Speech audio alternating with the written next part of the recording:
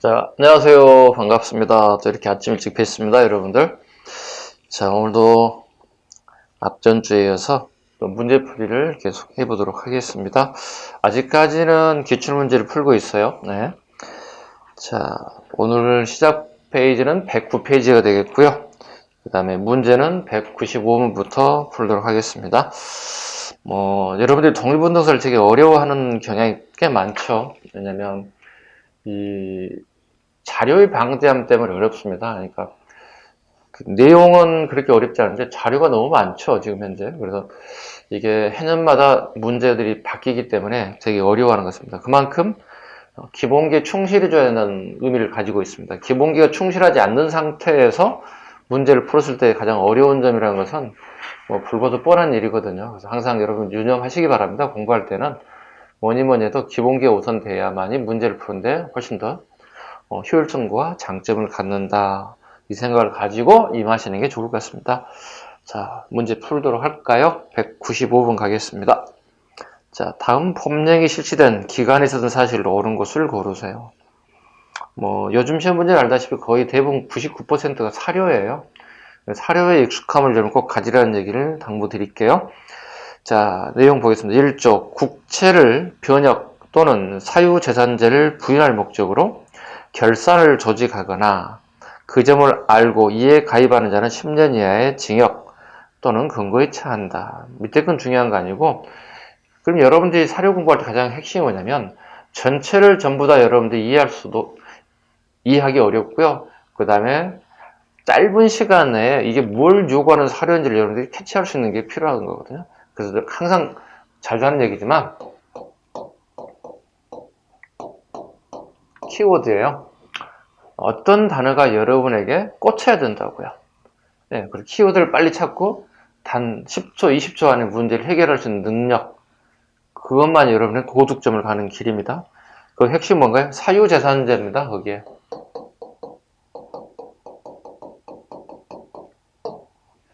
사유재산에 관련된 부분에 관련된 건데요. 이 사유재산에 관련된 부분을 인정해야 되는데 인정하지 않으려고 하는 사람들이 있다는 거예요. 누굴까요? 네, 사회주의자들이죠.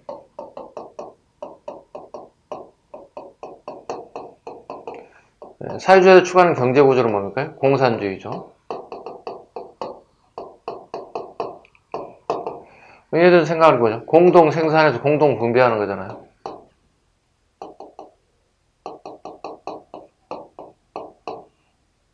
예, 이 논리. 이론상은 참 좋죠. 멋있죠. 그죠? 예, 멋있기까지 합니다. 그럼에도 불구하고 오늘날 21세기에 공산주의에 대한 평가는 어떻습니까? 냉혹하죠. 실패했다 봐야죠. 동구권이 쫄딱 망했고, 그 다음에 러시아, 중국도 이와 같은 제도가 쫄딱 망하는 거죠. 그래서 어떻게 해요? 예, 중국과 오늘날의 러시아가 그나마 사유재산을 인정하기 시작한 사회주의를 채택했죠. 그러다 보니 그는 어느 정도 좀 올라가기 시작하죠. 경제력이 조금씩 나아지고 있습니다. 자, 이 경제 파트 부분인데요. 이걸 일본 애들이 잡겠다고 만든 게 치안유지법이에요. 이해 가셨죠? 치안유지법 목적이 뭐라고요? 즉, 사회주의자들이 추구하는 공산주의에 대한 부분을 경계하겠다. 얘네들을 체포해서 구금시키겠다. 이런 생각을 가지고 있는 게 치안유지법이에요. 근데 이게 우리나라도 들어온다는 뜻입니다. 봐봐요. 우리나라도 3.1운동을 기점으로, 그죠? 3.1운동을 기점으로 사회주의가 유입되기 시작한다고. 사회주의가 본격 유입된다고.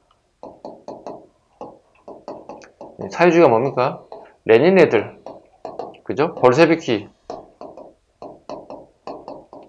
레닌이라는 사람과 그 다음에 러시아의 공산당을 또 볼셰비키라고 불러요. 볼셰비키의 당들이 추구했던 것들이 사회주의, 즉 공산주의였거든요. 우리나라도 이거 들어왔다고. 일본에도 이걸 잡겠다고. 우리나라에도 똑같이 적용한다고. 일본 내 치안유지법이 먼저 만들었다고 생각하시면 되겠지? 그 다음에 우리나라에 만들어진 게 3.1운동 이후에 만들어진 게 치안유지법이야. 그럼 치안유지법은 일단 3.1운동 이후라는 사실을 머리에 딱 박혀야 되겠지? 그렇죠? 그 다음에 더 정확한 게 필요해서 연도가 암기돼야 됩니다. 이게 1925년이에요. 암기하는 방법은 제가 이런 시간에 자주 얘기하지만 봐봐요. 일단 3.1운동 이후면은 1919년 3.1운동이잖아. 그럼 이후라는 얘기가 되는 거잖아. 그럼 20년대라는 얘기겠지. 20년대 이거 봐요. 하나, 둘, 셋, 넷, 다섯 글자가 나왔네. 치안유지법 1925년 이렇게 하나, 둘, 셋, 넷, 다섯 암기됐죠? 이렇게 외우시면 절대 잊어먹지 않습니다. 즉 치안유지법에 관련된 얘기입니다. 즉 이 시기에 쓴 사실로 가장 옳은 거니까 1920년대에 가장 25년과 가장 가까운 사실을 여러분들이 선택해서 고르면 정답이 되는 겁니다. 이건 1초, 2초 만에 풀어야 됩니다. 설명은 장황하게 설명했지만 기초적인 지식 위에 쉽게 풀 수 있어야 됩니다. 조선 태형령, 조선 사람들 맞아야 말을 들어 1912년. 이건 조선 사람에 한해서 만든 거, 조선 사람에 한해서 적용한다는 거. 일본인들은 적용되지 않습니다. 가끔 이런 지문도 만들어낼 수 있어요. 일본 사람들은 적용하지 않습니다. 조선 사람에 한해서 적용합니다. 태형령. 두 번째, 경성제국대학. 1924년이죠. 자, 보겠습니다. 하나하나가 다 중요해야 되겠죠? 자, 일본 애들은 우리나라의 교육 방법에 있어서 절대로 인문학을 가르치지 않습니다. 절대로 인문학을 가르치지 않습니다. 단순한 기술 교육 정도밖에 하지 않습니다. 근데 우리 지식인들이 뭐예요? 이거 가르쳐야 된다고 생각하기 시작한 거예요. 왜냐면 인문학을 배워야만이 사람이 생각을 할 수 있어요. 생각하는 머리가 생기고 그 다음 계획을 세우는 것들인데 일본 애들은 우리에게 단순한 기술 교육을 시켜서 아주 단순화시킨다는 거예요. 안 되겠다 싶어서 우리의 지도자들이 인문학을 교육시켜야 되겠습니다. 그렇게 하기 위해서 뭐가 필요할까요? 대학이 필요합니다. 이렇게 대학 설립에 대한 부분을 제의하기 시작했다는 거예요. 그 결과 일본 애들 의해서 경성제국대학이 만들어졌다는 뜻이에요. 우리가 요구했던 게 뭐냐면 밀립대학 설립이었죠. 밀립대학 설립운동을 추진합니다. 우리 지도자들이. 근데 일본은 총독부 애들이 요걸 와해시키고 지네들이 만들어주는 거예요. 어차피 만들어준 상황이 된다면 지네들이 만들겠다는 거예요. 그래서 이름이 경성제국대학. 우리나라 조선인들만 가는 게 아니고 일본인들과 우리 애들이 같이, 우리 학생들이 같이 공부할 수 있는 학교를 만들었어요. 대신에 일본 애들이 훨씬 숫자가 더 많아졌겠죠. 우리가 원하는 그림은 아닙니다. 어찌됐든 간에 오늘날 이게 서울대학교의 전신입니다. 오늘날의 서울대학교의 전신이다. 경성제국대학이 오늘날의 낙산, 서울의 동쪽의 낙산에다가 대학이 만들어졌다. 물산장려운동은 1920년대 초, 물산장려운동 1920년대 초가 되고요. 그 다음에 학도지원병 제도가 1943년입니다. 가장 가까운 것은 경성제국대학이 가장 가까운 정답이 잠시만요. 옳은 거라고 그랬죠? 네. 경성제국대학이 가장 가까운 제도이기 때문에 잠깐만요.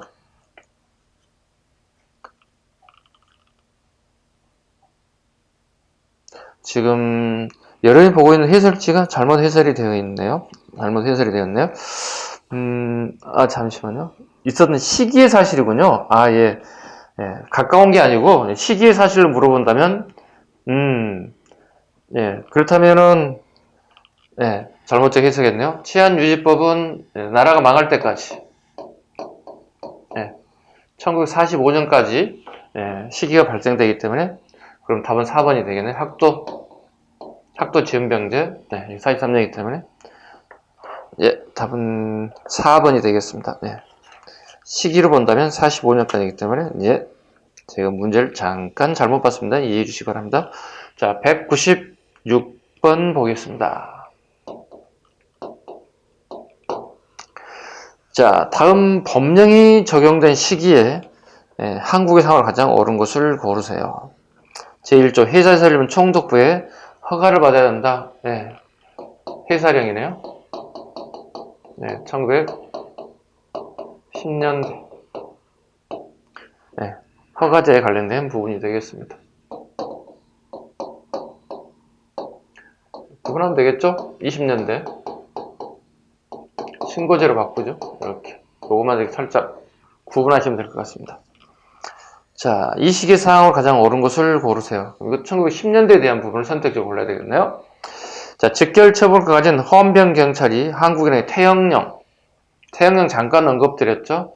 태형령 1910년대 초반, 1912년 아까 잠깐 언급드렸는데 써놓은 걸 제가 못 찾겠는데 태형령 적죠 뭐.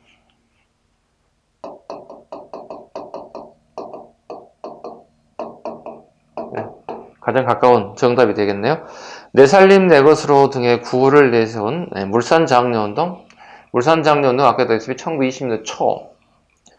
그 다음에 일제가 국가총동원법을 제정하여 본격적으로 인력과 물자를 수탈하였다. 국가총동원법은 1938년입니다.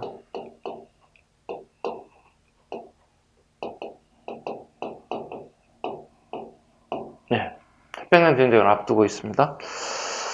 조선학회를 한국 독립운동 단체로 관주한 일제가 회원들을 검거하여 초과했다. 네, 조선학회죠.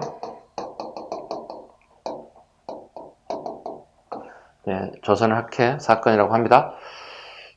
원래 조선학회가 31년에 있었죠. 네, 근데 이걸 사건으로 만들어 버렸죠. 네, 학회 사건을 만든 게 1942년입니다. 이게 11년 뒤에 다시 만든 거죠. 이게 이제 우리말 큰 사전을 편찬을 준비했죠. 그러나 총독부에 간여해서 결과적으로 실패하고 말았죠.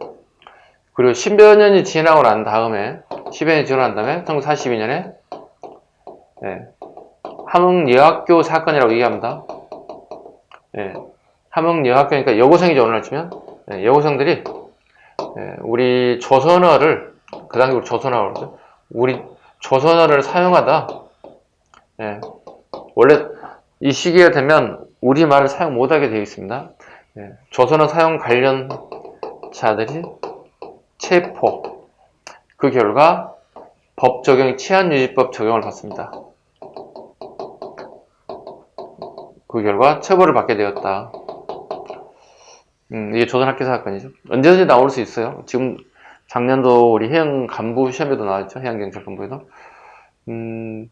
되게 중요한 부분이기도 하고 자주 나오는 부분이기도 하습니다. 치안유지법이란 건 이건 좀 제가 불만인 것 중에 하나인데, 일본 애들이 이제 코에 걸면 코걸이, 귀에 걸면 귀걸이가 되는 방식인데, 치안유지법은 말 그대로 원래 목적은 이런 목적이었잖아요. 치안유지법은 사회주의를 갖다가 체포하는 목적이었는데, 실은 여기 독립운동가들을 색출하는 목적을 쓰거든요. 이런 목적으로 변질됐죠. 다르게 표현하면 뭐야? 치안유지법을 적용했다는 거야. 여기도 마찬가지. 여기도 치안유지법을 적용했다는 거야. 그럼 뭐죠? 중형을 때릴 수 있다고. 형기를 3년 이상 중형을 때릴 수 있다는 거야. 되게 치안유지법은 되게 무서운 법이 되고 말았습니다. 그 다음에 한 페이지를 넘겨보겠습니다. 197번 문제. 197번. 그러다 보니 되게 여러분들 힘들어하는 부분이기도 한데요. 볼까요? 자, 옳은 것 골라보세요. 1번 1910년대 일본의 식량 부족을 해결하기 위해서 산미 증식 개혁이 추진됐다. 산미 증식 개혁은 1920년대. 일본 애들이 산업화가 급격하게 이루어지죠. 그 결과 농촌의 인구가 급속하게 산업화로 빨려 들어가기 시작하죠. 결국은 농촌의 인구가 감소하죠. 노동 인력이. 결과적으로 뭐야? 생산성이 떨어진다고 봐야 되겠죠. 그 생산성이 떨어지는 부족한 부분을 우리나라에서 메꾸겠다. 2번 1920년대 토지조사업 이건 1912년부터 1918년까지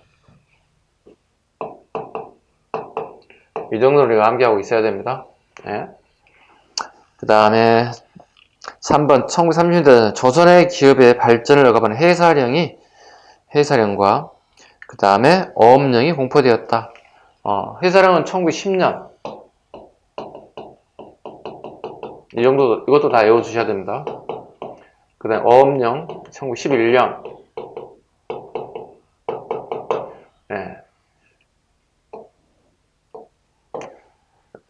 무섭죠. 이게 령이라고 붙은 것은 우리가 만든 게 아닙니다. 총독부에서 명령을 내렸다는 뜻입니다. 그러니까 총독부가 법을 만들고 개폐하는 모든 걸 다 가져갔다 보시면 되겠습니다.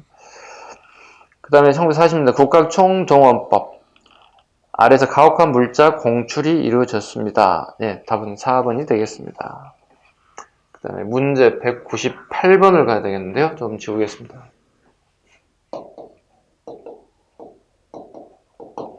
자, 문제 198번 볼까요? 자, 독립운동에 대한 전개를 보도록 합니다. 이제부터요. 자, 밑줄 중 그의 활동으로 옳은 것을 고르세요.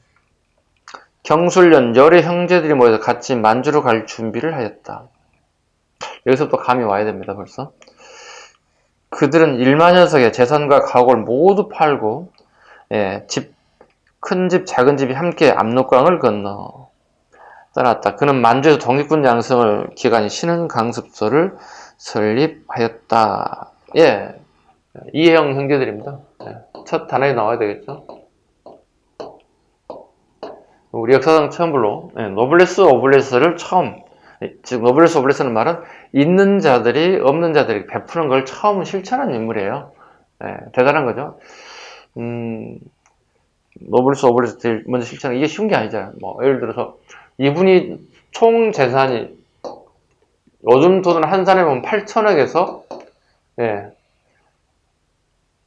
1조 1억이 아니라 1조 원 정도 된다는 거. 우리가 보통 억만장자라는 표현을 쓰는데 이 사람은 조를 쓰죠. 조만장자는 쓰진 않지만 엄청난 재산을 다 정리해서 간도로 넘어갔어요. 그죠? 간도에 넘어가서 우리 독립운동 기지를 건설하고 교육을 하고 사관학교를 만들어서 인재들을 양성하는 모든 재산을 에너지를 다 쏟아 부었어요. 대신에 인재를 양성하는 모든 돈을 투자했지만 자기 가족들은 되게 힘든 생활을 하게 됐다. 독립운동가들 전부 다 그렇죠. 모든 사람들이 국가의 모든 걸 다 바치고 본인들의 희생이 또 자식에게 후손들이 되게 희생을 강요할 수밖에 없었다. 아쉬운 부분이 하기도 하고 그래서 우리가 이제 국가보훈처라는 데서 독립우주공자들에 대한 어떤 배려를 좀 잘 해야 될 부분이 아닌가 싶습니다. 자, 이해영 일가들 관련된 부분인데요. 일단 이걸 일단 기본적으로 신민의 활동이었다. 이분은 신민의 활동 중심이었다 보시면 돼요. 특히 서간도 지역을 중심으로 삼원보 지역에서 서간도의 삼원보 지역에서 경학사를 설치하죠. 자치기구라는 경학사를 설치해서 그 다음에 신흥학교를 세우고 그 다음에 무관학교까지 이렇게 양성해서 인재를 양성했다. 인재를 양성해야 독립운동이 뒷받침이 되겠죠? 그죠? 자, 이분에 대한 활동을 옳은 거 골라보겠습니다. 옳은 것. 조선의 학회 사건으로 옥고를 치렀다. 아까 조선 학회 사건은 1942년입니다.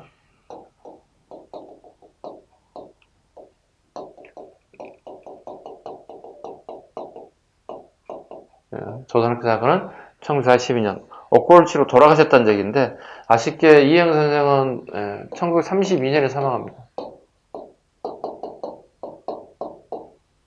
관계없죠? 이 사건과 관련이 없습니다. 두 번째, 독립운동 단체의 경학사를 여기 있습니다. 답은 2번이 되겠네요. 그래서 제가 이거 앞글자 따서 암기를 하거든요. 서삼경 암기해 볼까요? 서삼경.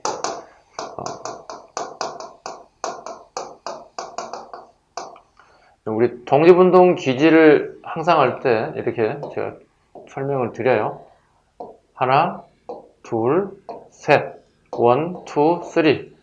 네, 이 지역은 원, 투, 쓰리는 전부 다 무장투쟁이에요. 우리의 독립운동 방향 무장투쟁밖에 없다고 생각하는 지역입니다. 네, 여기가 서간도,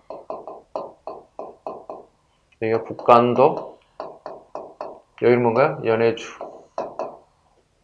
세 곳입니다. 네. 그 다음에 이제 국내로 관내라고 하죠. 관내는 이제 별도죠. 여기는 관내 지역. 여기도 물론 독립운동이 이루어지는데 약간 성격이 좀 다릅니다. 20년대 성격이 좀 다른 방향이기 때문에 좀 구분해야 할 필요가 있다. 그래서 서간도, 북간도 주로 이 지역, 연해주 지역이 우리 대표적인 무장투쟁 지역이다 보시면 되겠습니다. 3.1운동, 참고입니다. 3.1운동 민족 대표 33인 중에 한 명이었다. 아니요. 이분은 33인에 해당되지 않습니다. 그 다음에 삼균주의 입각은 한국국민당을 결성하였다 그랬습니다. 한국국민당 김구 선생입니다.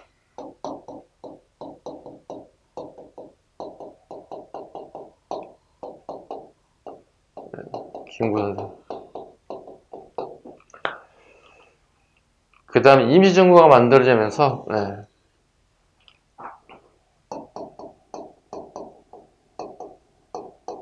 김구 선생 명칭이 바뀝니다. 40년에 꽃카드의 김구 선생. 이유는 뭐냐면 본인이 한국 독립당을 만들고 싶었어요. 근데 이미 조수왕 선생이 이걸 쓰고 있다고. 조수왕이요. 이미 조수왕의 당명이기도 했어요. 조수왕 선생이 충칭 임시정부에 들어오죠. 그래서 김구 선생이 조수왕에게 양해를 구하죠. 충칭 임시정부에 여당을 하고 싶은데, 여당을 하나 만들고 싶은데, 그 여당 정부 명칭을 한국 독립당으로 해도 되겠느냐, 이렇게 양해를 구하죠. 조수왕 선생이 흔쾌히 허락을 하죠. 그래서 충칭 임시정부의 여당은, 즉, 한국 독립당이 되는 거예요. 40년 되는 거예요. 그리고 조수왕 선생의 삼균주의가 여기에 반영됩니다. 그러니까 지금 한국 국민당도 알아야 되고, 한국 독립당도 알아야 되겠죠. 정치, 경제, 교육의 균등이죠. 이걸 주장한 게 삼균주의. 한국 국민당 1935년입니다. 됐죠? 그래서 삼균주의에 관련된 부분은 한국 국민당에 반영된 게 아니라 한국 독립당에 반영된다. 여기에 반영된다. 4번 지문 섞여 있습니다. 그래서 틀린 지문이기도 하고, 지문도 잘못 만들어졌죠. 아예 틀린 지문이 상관이 없겠죠. 답은 2번이 되겠습니다. 문제 199번. 문제 190번 보겠습니다. 자, 다음 자료에 제시된 장소인 이곳에서 한인들이 전개할 활동을 보기에서 모두 고르세요. 자, 국권피 따로 많은 한국인이 이곳을 이주했다. 일제가 만주 침략이어 중일전쟁을 일으킨 후 일본군이 한국인을 첩자로 활용, 이곳의 침략을 도모한다는 소문이 떠돌기 시작하였고, 이로써 이곳의 한인들이 화물열차에 실려 중앙아시아로 끌려갔다. 중앙아시아 강제 이주에 대한 얘기가 지금 현재 나오고 있습니다. 연해주시네요. 중앙아시아로 강제 이주시키죠. 스탈린에 의해서. 이게 1937년. 이곳의 한일 전개 활동을 골라보세요. 즉, 연해주 지역의 독립운동 단체들이 뭡니까? 이렇게 물어보고 있어요.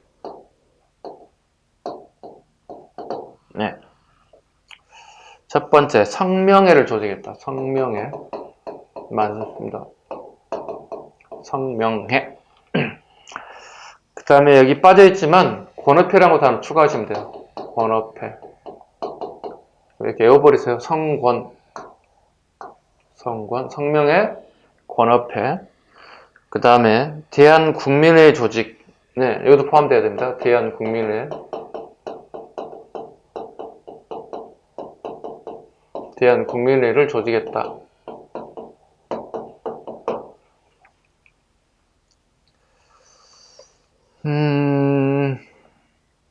자, 대한국민회.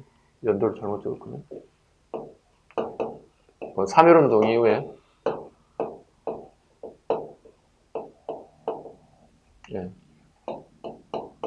3.1운동 이후에 만든 임시정부의 성격이다. 그 다음에 대조선 국민군단.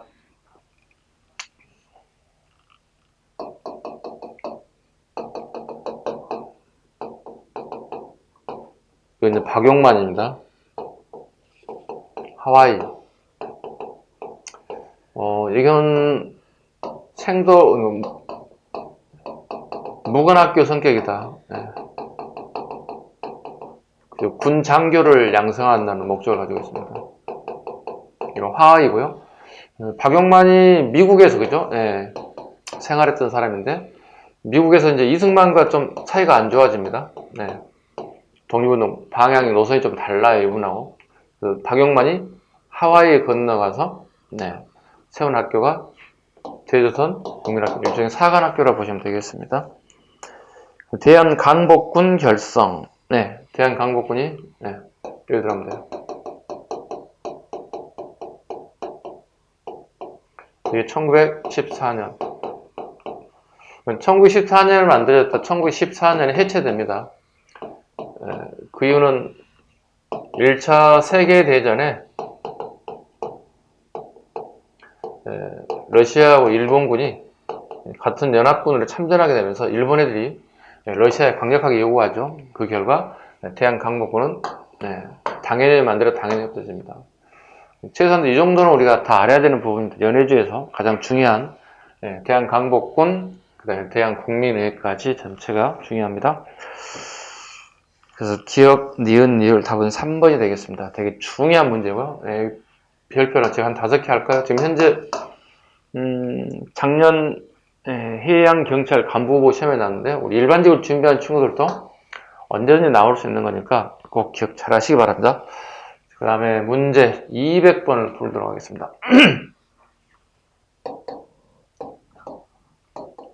문제 200번.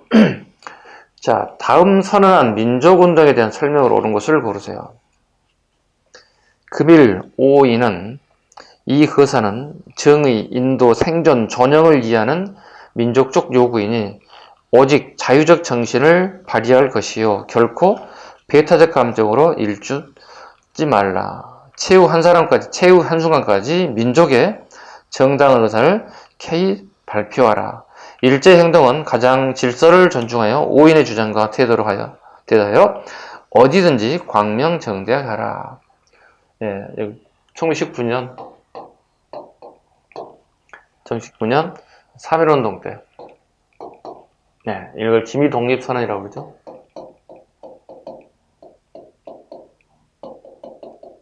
기미년이니까. 기미독립선언 공약 3장 내용입니다.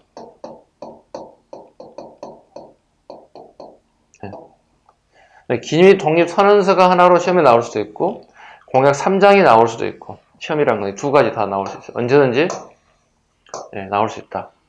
여기서 지금 작년 소방직인데 공약 3장이 대신 출제가 됐습니다. 자, 설명 옳은 걸 골라보겠습니다. 대한매일신보의 후원을 받았다. 지금 1919년 3.1운동에 대한 얘기잖아요. 그죠? 대한매일신보는 아깝게도 대한매일 1904년에 만들었다가 1910년에 폐간됐어요. 이게 대한매일신보예요. 1번 지문은 옳지 않는 점이 되겠죠. 두 번째, 신간의 지원을 받아 전국적으로 확산되었다. 신간의 지원을 받은 것은 강주학생운동입니다. 강주학생운동에 조사단을 파견하죠. 1929년 연도 안 맞죠. 내용은 틀린 얘기가 아니지만 연도가 맞지 않습니다. 대한민국 임시정부의 수립의 계기가 답은 3번이 되겠네요. 1919년 3.1운동은 대한민국의 임시정부를 수립하는 계기가 되었다. 그 결과 세계가 만들어집니다.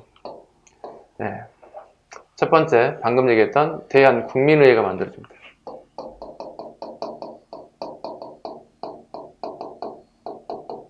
대한국민회의. 그 다음에 상해정부.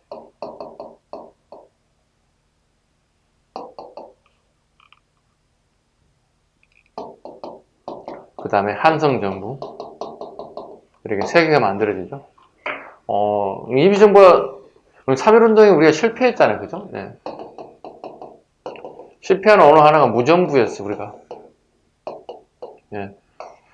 정부가 없다는 거예요. 지도자가 없다는 거죠. 지도자가 막 나타나기 시작하죠. 그 다음에 우리가 또 가장, 뭐라 할까요? 비폭력. 비폭력 참 좋죠. 근데 상대방이 폭력적이면 비폭력은 참 무의미해지죠. 그래서 비폭력을 했죠. 그래서 그 결과 실패했죠. 그래서 우리가 1920년대가 되면 우리의 독립운동 방향은 무장투쟁으로 바뀌는 거예요. 무장투쟁으로 전환되었다. 요 세 개 정부가 1919년 9월에 상하이 임시정부로 통합됩니다.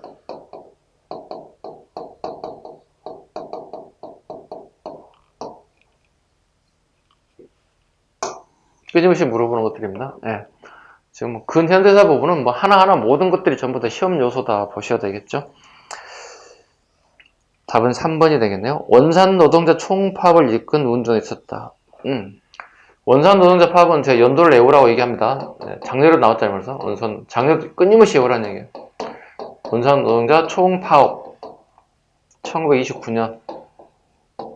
자, 봐보세요. 원산 노동자 파업을 통해서 농민들, 원산 노동자, 농민, 그 다음에 학생, 그 다음에 여성, 모든 주요 단체들 전부 다 뭐예요? 모든 이하 같은 는 무조건 다 1920년대예요. 어떤 조직이 만들어지면 전부 다 1920년대입니다. 20년대 초, 중반, 후반까지. 특히 원산 노동자 파업은 29년이기 때문에 셈이 잘 나올 수밖에 없죠. 왜? 거의 대부분 20년대 초반들이 거의 대부분이었거든요. 뭘까요? 사회주의 영향이에요. 뭔데요? 자각했다는 거예요. 내가 누군가로부터 억압을 받으면 내가 꿈틀거릴 수 있고 내가 저항할 수 있다는 걸 배우기 시작한 거예요. 사회주의가 우리 지금 현재는 되게 우리나라의 민주 자유주의 진영과 반대편에 서 있는 사상들이잖아요. 근데 우리나라 초기에 들어왔을 때는 이런 긍정적인 측면도 일부 있었다는 겁니다. 내가 자각한다, 내가 느낀다, 누군가 날 압박한다, 내가 저항한다.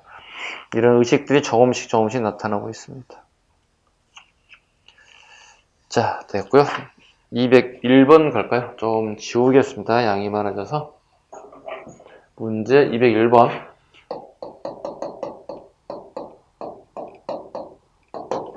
자, 문제 201번 보겠습니다. 자, 대한민국 임시정부에 대한 설명으로 옳지 않은 것은 모두 몇 개입니까? 경찰 시험 문제 전형적인 문제인데, 경감부에서도 이런 유치한 문제가 또 나옵니다. 유치하기보다는 수험생 입장에 되게 어렵죠.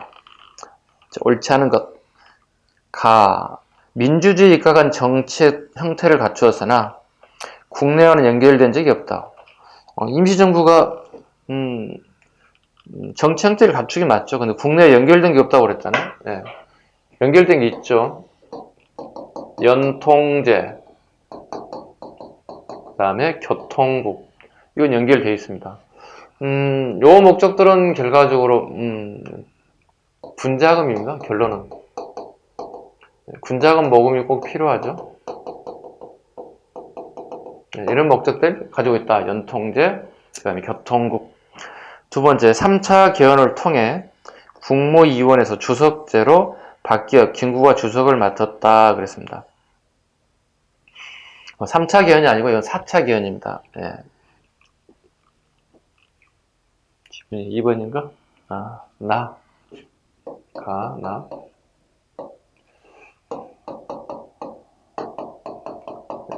김구가 주석이 된 건 충칭정부입니다.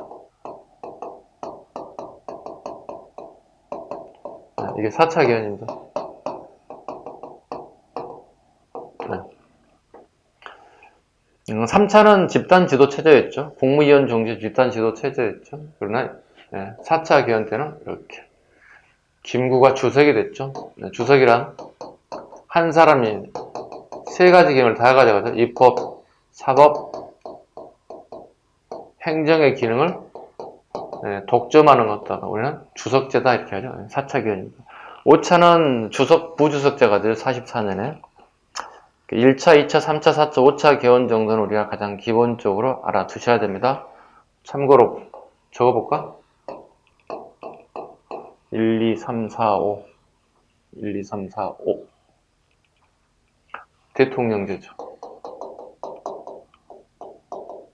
그 초대됐던 이승만이 되는 거예요. 이승만이 탄핵돼서 제도가 이제 무너지기 시작하죠. 탄핵되었다. 그래서 김구 선생 중심의 체제가 다시 나타나야 되거든요. 네.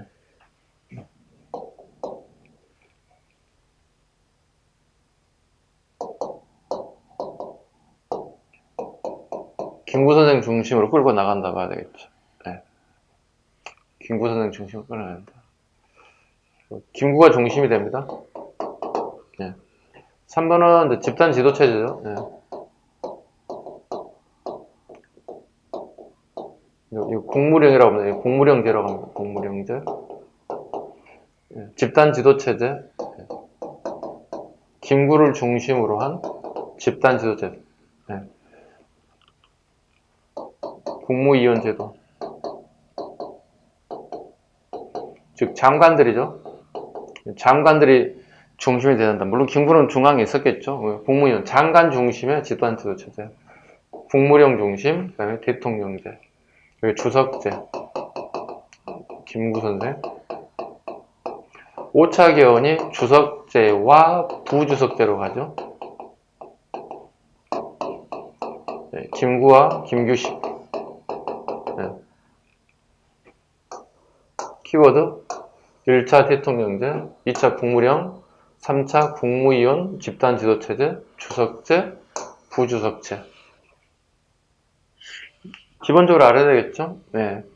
그 다음 이승만이 탄핵되고 난 다음에, 네. 여기 박은식 선생이 임시 대통령으로 오죠.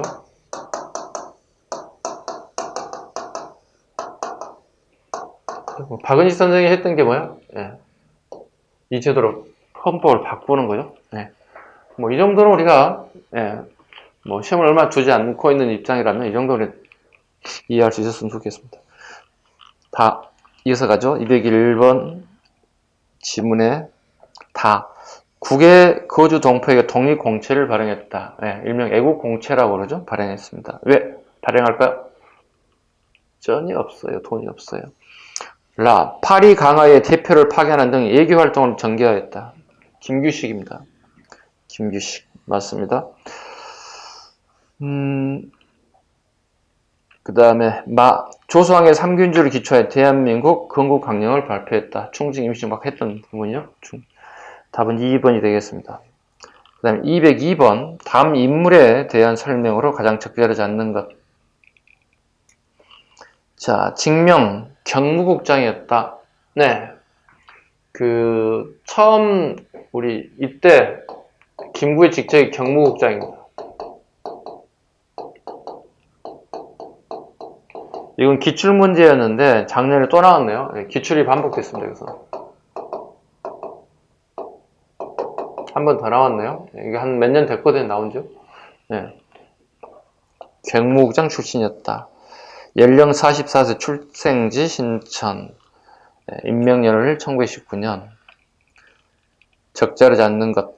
1932년 상해 대한교민단 의경대장으로 임명되기도 했다. 상해 임시정부의 초대 경무국장을 활동하였다. 상해에서 한인애국단을 결성하였다. 31년에. 맞죠? 4. 단독정부 수립에 반대했으나 50총선거에 후보로 출마했다. 불참. 남한말의 단독선거에 대해서 부분은 김구 선생은 반대하는 입장이기 때문에 불참. 답은 4번. 203번.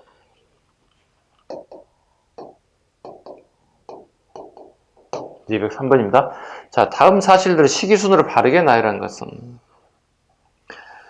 자, 홍범도, 최진동, 안무 등이 여러 번 부흥호된 일본군을 그것보다 크게 이겼다.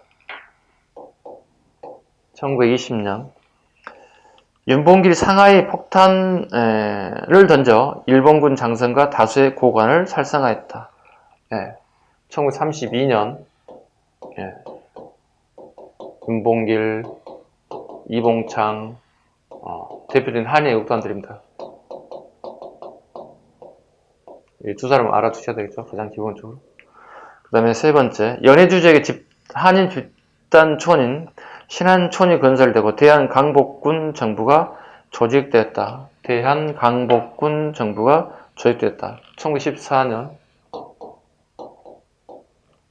대한강복군 정부. 그 다음에 한국독립당, 조선혁명당, 의열단을 비롯한 여러 단체 인사들이 민족혁명당을 만들었다.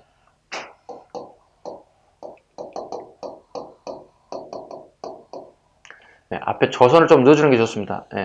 조선민족혁명당.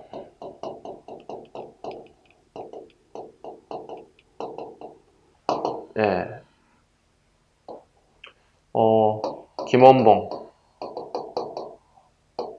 지청천, 김원봉, 지청천, 그 다음에 조소왕. 요런 사람들 중심이 된 게, 이게 민족유일당 성격이죠.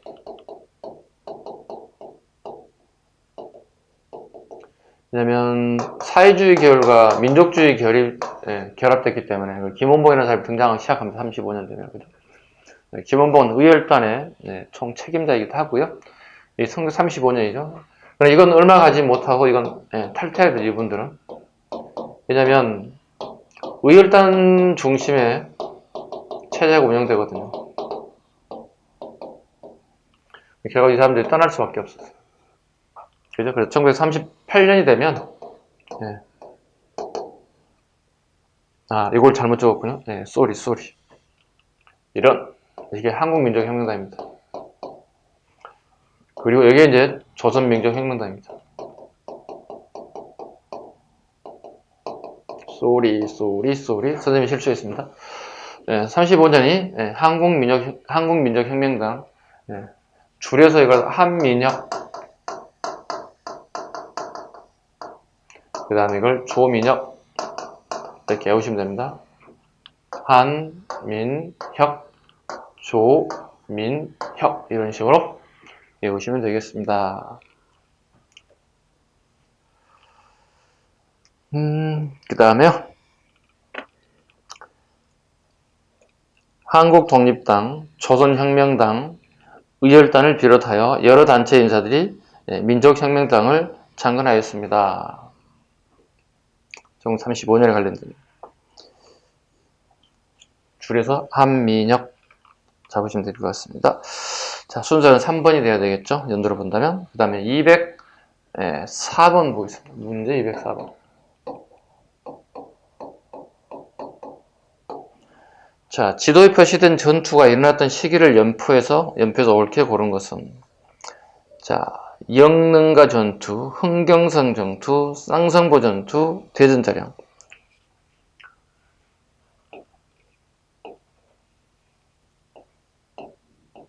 이렇게 나와있죠. 잘라볼까요? 네.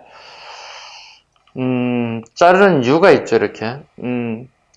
즉, 서간도와 북간도에서 구분해보라는 뜻입니다. 서간도,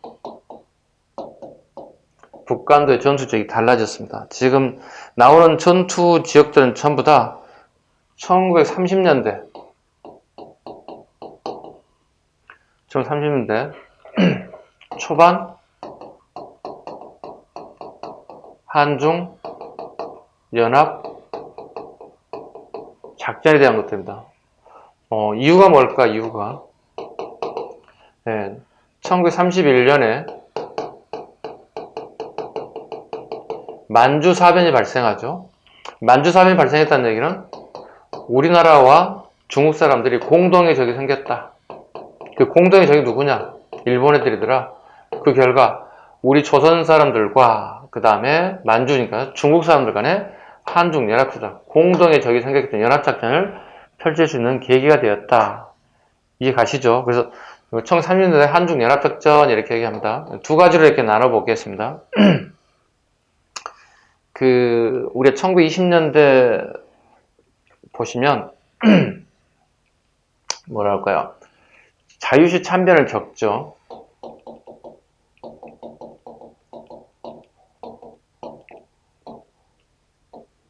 여기 자유시를 한번 쳐보자고요. 여기 자유시. 실패하고 난 다음에 다시 남쪽으로 내려온다고. 여기 참의부, 정의부, 신민부. 이걸 우리 뭐라고 하죠? 3부라고 하죠. 3부에 참의부, 정의부, 신민부 이렇게 세 개 나눠준다고.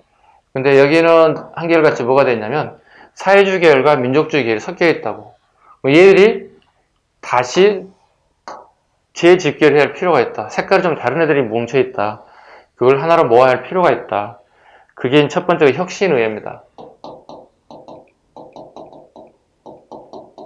그 다음에 국민부입니다. 30년 되면 두 가지로 사회주의 계열과 민족주의 계열들이 이렇게 섞여서 들어옵니다. 그래서 혁신 A가 맞는 게 한국 독립당입니다.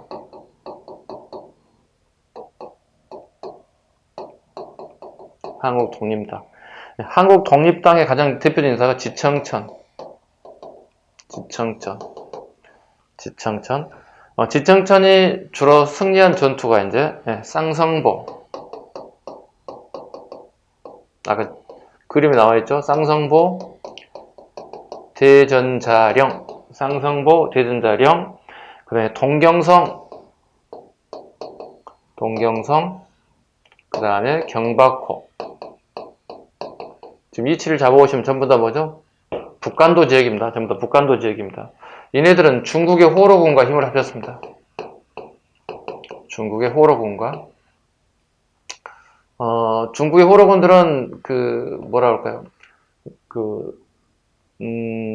철도 경비병 출신이라고 보시면 돼요. 철도 경비. 나름대로 군사훈련을 조금은 했던 친구들이라고 보시면 되겠습니다. 국민부는 조선혁명당이라고 얘기합니다. 국민부는 조선혁명당. 여러분 아시는 그 유명한 이제 양세봉 장군이 드디어 나오기 시작합니다. 우리 독립운동사의 사회주자들의 가장 핵심적인 김원봉, 김두봉, 양세봉 이 세 봉이 있죠. 원봉, 두봉, 그 다음에 양세봉. 일명 뭐죠? 봉봉봉 브로더스 되죠. 원봉, 두봉, 세봉. 조선혁명 양세봉이 중심이 됩니다. 이게 조선혁명당이죠. 항상 기억하실 것은 그 당에서 군을 만듭니다. 여기도 마찬가지. 한국 독립당에서 만든 게 한국 독립군입니다. 이 정도. 조선혁명당에서 만든 게 뭐겠습니까? 조선혁명군입니다. 항상 기억하세요. 당이 있으면 항상 군이 만들어진다. 당이 있으면 항상 군이 만드는 정도는 우리 알고 있어야 되겠죠? 조선혁명군이 만들어진다. 양세봉입니다. 양세봉이 승리한 게 영능가 전투, 그 다음에 흥경성 전투. 영능가, 흥경성 전투에서 승리하게 됐다. 얘들은 중국의 의용군하고, 중국 의용군. 의용군이니까 농민군이겠죠, 여기는. 농민군가. 영능가와 흥경성. 선생님 초등학교가 양세봉하고 동창이에요. 영흥초등학교를 나왔어요. 영흥초등학교를 졸업했어요. 마찬가지. 제 수업을 듣고 여러분들도 지금 현재 초등학교가 영흥초등학교 나오신 분들이에요. 영흥초등학교. 영능과 흥경성. 그 다음에 지청천 볼까요? 지청천은 일본과 좀 밀접한 관련이 있죠. 자, 우리 당구 칠 때 두 개 나오면 쌍대라고 부르고요. 당구가 동경에서 들어왔다고 그래요. 동경성과 경박호 이렇게. 쌍대, 동경성, 경박호. 이게 지금 기업표 5개라고 보시면 돼요.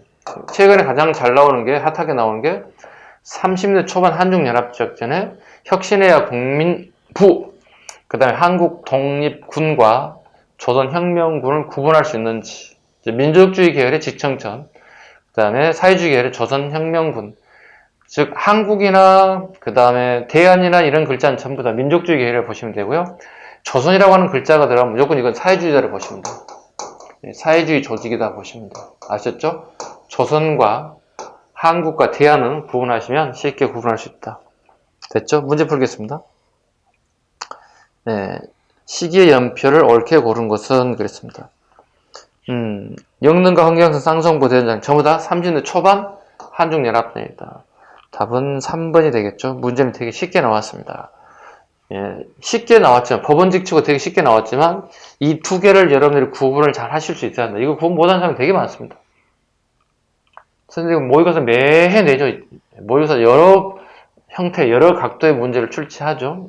이렇게 그래프도 나오게 되면, 어려운 게 아니라 이건 되게 쉬운 문제가 나왔습니다. 됐죠? 이어서 갑니다.